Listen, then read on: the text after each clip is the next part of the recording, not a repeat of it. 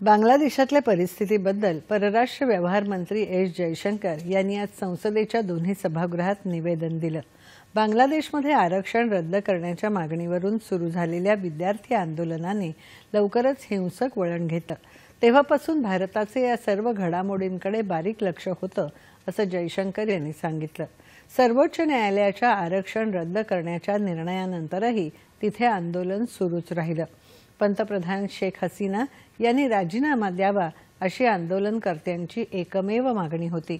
परिस्थिती अधिकच चिघळल्यानंतर शेख हसीना यांनी राजीनामा दिला आणि भारतात येण्याची विनंती सरकारला केली।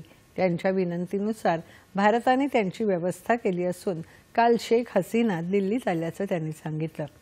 बांगलादेशात निर्माण झालेली अराजकाची परिस्थिती अधिकच चिघळली असून त्यातही तिथल्या अल्पसंख्याक समुदायाला त्यांचे व्यवसाय आणि मंदिरं यांना लक्ष केलं जात आहे, ही अतिशय चिंतेची बाब असल्याचं जयशंकर म्हणाले।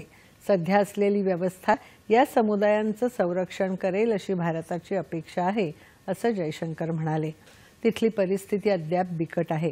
साधारण 19,000 भारतीय बांगलादेशात आहेत, त्यापैकी 9,000 विद्यार्थी आहेत। तिथे हिंसाचार सुरू झाल्यापासून अनेक विद्यार्थी भारतात परत आले आहेत, अशी माहिती त्यांनी दिली।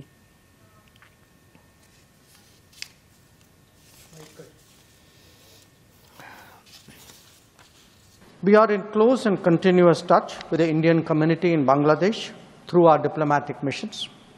There are an estimated 19,000 Indian nationals there, of which about 9,000 are students.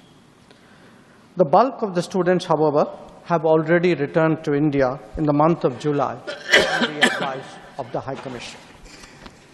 In terms of our diplomatic presence, in addition to the High Commission in Dhaka, we have assistant High Commissions in Chittagong, Rajshahi, Khulna and Sylhet.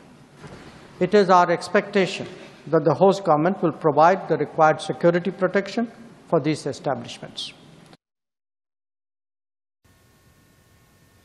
Bharat Bangladesh सीमेवर तैनात सैन्य दलांना अत्यंत दक्ष राहण्याचे आदेश देण्यात आले आहेत। गेल्या 24 तासात भारत सातत्याने बांगलादेशमधल्या अधिकाऱ्यांच्या संपर्कात असून परिस्थितीवर बारीक लक्ष ठेवून आहे, असंही जयशंकर यांनी सांगितलं। भारताचा महत्त्वाचा शेजारी असलेल्या बांगलादेशमधल्या या नाजूक परिस्थितीच्या काळात देशातल्या सर्व पक्षांनी संयम आणि सहकार्याचं धोरण ठेवावं, अशी अपेक्षा त्यांनी व्यक्त केली।